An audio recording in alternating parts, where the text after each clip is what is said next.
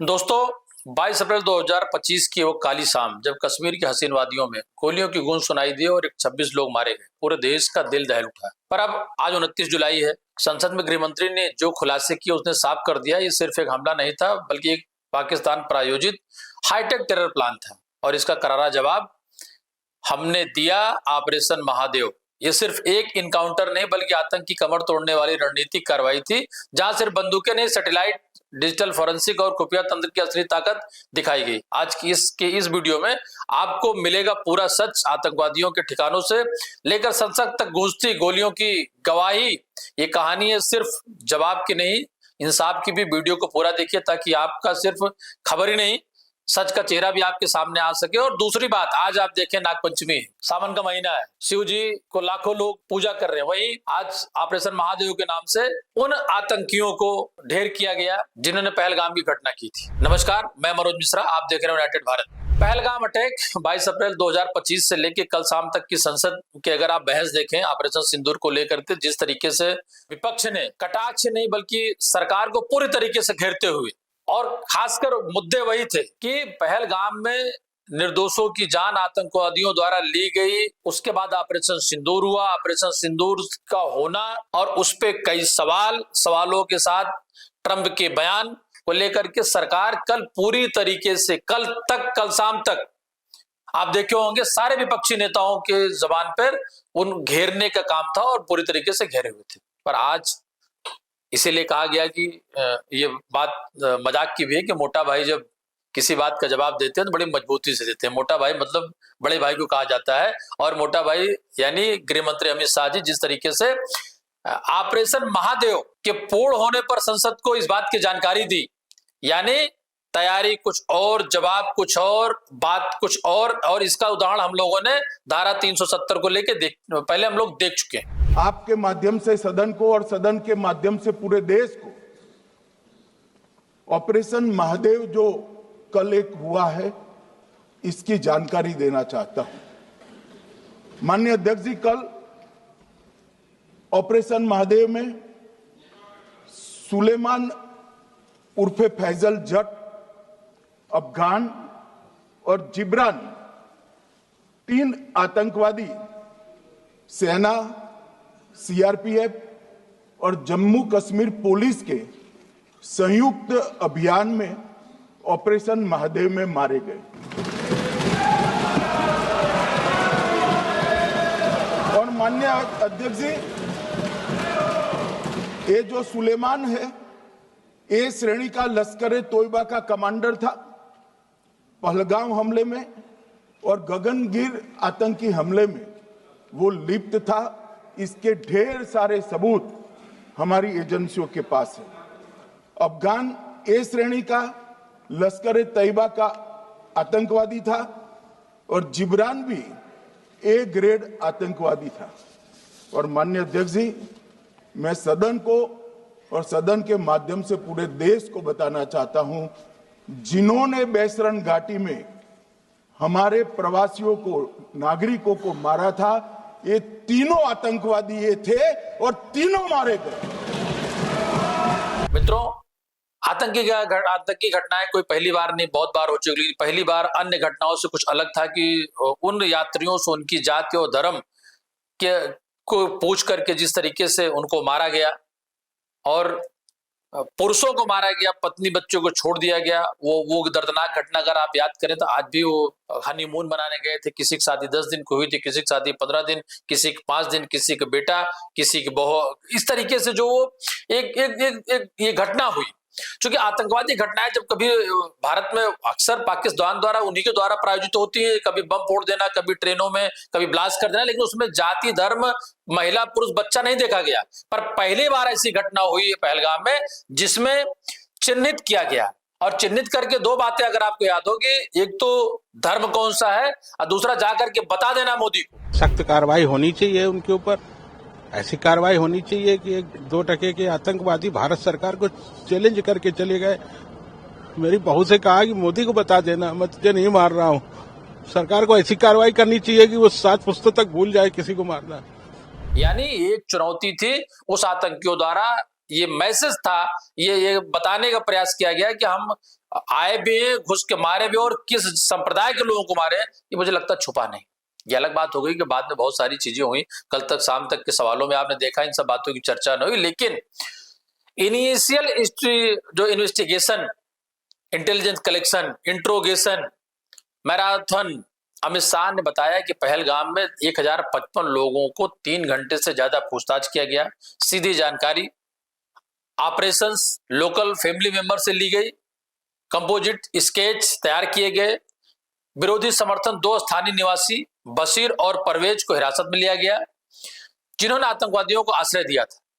यानी पर्दे के पीछे या उस घटना के बाद, युद्ध ऑपरेशन सिंदूर के बाद, न तो सरकार बैठी थी, ना हमारी एजेंसियां बैठी थी, ना हमारी सैन्य शक्तियां बैठी थी। दूसरे दिन 9 मई को मोदी जी ने सेना को हुक्म दिया, एक मीटिंग करी, राजनाथ जी, मोदी जी, एनएसए, सेना के सारे अध्यक्ष, और जवाब देने का तय किया और उनके 11 एयरबेस को क्षतिग्रस्त करने का काम किया। मान्यवर, 8 एयरबेस इतने सटीक तरीके से तोड़े गए, पाकिस्तान की पूरी एयर डिफेंस सिस्टम धरी की धरी रहेगी, कुछ नहीं कर पाई। 22 जुलाई आतंकवादियों की लोकेशन पक्की हुई तो तुरंत ऑपरेशन की योजना भी बनाई गई और इसका नाम दिया गया ऑपरेशन महादेव। एनकाउंटर की शुरुआत तारीख 28 जुलाई 2025 स्थानीय श्रीनगर के बाहर नेशनल पार्क के हरवन क्षेत्र में ऑपरेशन शुरू हुआ। आर्मी, सीआरपीएफ और जेएंडके पुलिस ने मिलकर यह काम किया। 4 पैरा कमांडो प्रमुख थे, टेररिस्ट को घेर कर इनकाउंटर में मारा गया। नतीजा 2 से 3 आतंकवादी मारे गए। बाद में पुष्टि की कुल 3 शामिल थे। पहचान और जानकारी, पहचान सुलेमान, इलियास, फैजल, और ये अगर लश्कर तैयबा की कैटेगरी देखें तो कमांडर, जिसने जिम्मेदारी पहलगाम घटना की ली थी। ये जो सुलेमान है, ए श्रेणी का लश्कर तोयबा का कमांडर था।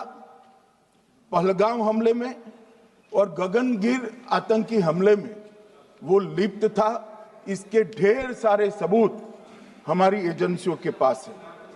अफगान ए श्रेणी का लश्कर तैयबा का आतंकवादी था और जिब्रान भी ए ग्रेड आतंकवादी था। और माननीय अध्यक्ष जी, मैं सदन को और सदन के माध्यम से पूरे देश को बताना चाहता हूं, जिन्होंने बैसरन घाटी में हमारे प्रवासियों को, नागरिकों को मारा था, ये तीनों आतंकवादी ये थे और तीनों मारे गए।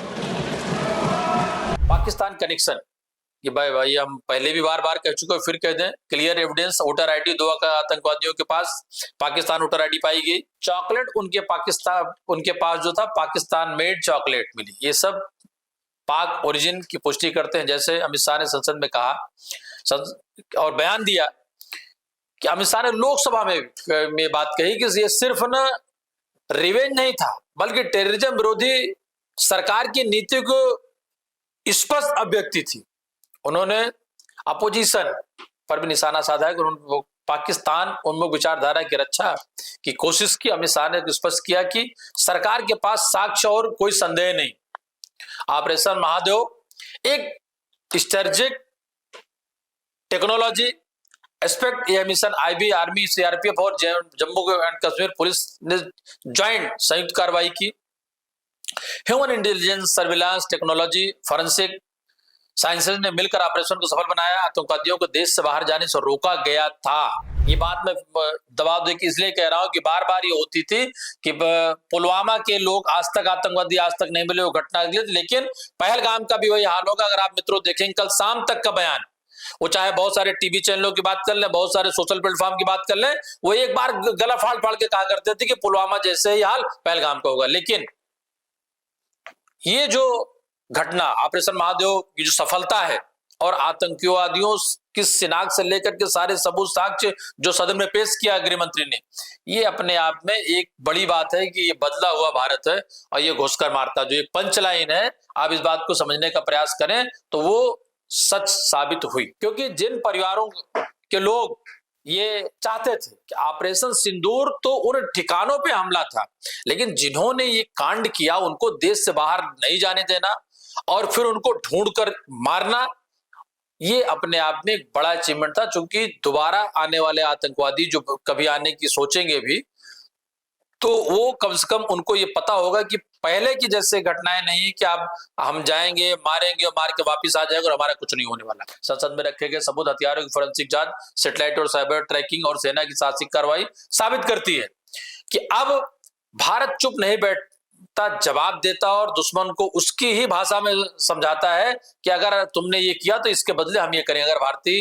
अगर आपको लगता है कि ये सच भारतीयों को जानना चाहिए तो वीडियो को लाइक करें, कमेंट करें। मित्रों, एक बात मैं फिर बताना चाहूंगा कि ऑपरेशन सिंदूर उन आतंकियों के आकाओं के ठिकानों पर हमला था, पाकिस्तान में घुसकर मारना, और ऑपरेशन महादेव था उन आतंकियों को मारना जिन्होंने पहलगाम की घटना की। मुझे नहीं लगता कि विश्व के कोई और भी देश इस तरह की घटनाओं के बदले इससे बेहतर कोई कार्रवाई कर सकता है, इससे बदले कुछ और कर सकता है। लेकिन 22 अप्रैल से लेकर के मैं अगर 28 जुलाई साल तक की बात करूं तो भारत सरकार, सैन्य शक्तियां पर इतनी उंगलियां और इतने कमेंट्स, और खासकर विगत 5-6 दिनों में जो सदन में जिस तरीके की कार्रवाई के दौरान, विगत 2 दिनों में बहस के दौरान, बहिष्कार के दौरान जिस तरीके से हो हल्ला हुआ, और खासकर ऑपरेशन सिंदूर को अटैक किया गया था, पहलगाम की घटना को अटैक किया गया था, मुझे लगता है कि अब उन लोगों को भी विचार, ठीक है आप सहमत हैं, लेकिन ये जो सवाल उठता है आतंकवादियों के खिलाफ कार्रवाई को लेकर के, सैन्य शक्तियों को लेकर के, और किसी ऑपरेशन को लेकर के, चाहे ऑपरेशन उरी रहा हो या बाकी चीजें रही हो, तो नहीं करना चाहिए। मैं फिर एक बात आपको पुनः कहना चाहूंगा, मैंने कहा था कि अगली जो खबर होगी या अगला जो वीडियो होगा, आपकी जानकारी के लिए बता दें कि यूनाइटेड भारत की पूरी टीम ईमानदारी से पल पल खबरों पर नजर रखते और आप तक खबरों को पहुंचाने का काम करती है। मित्रों, आपका सहयोग मिलता रहा है, आगे भी सहयोग मिलता रहे। चैनल को सब्सक्राइब करें, लाइक करें और ज्यादा से ज्यादा लोगों को शेयर करें। मैं मनोज मिश्रा, आप देख रहे हैं यूनाइटेड भारत। नमस्कार।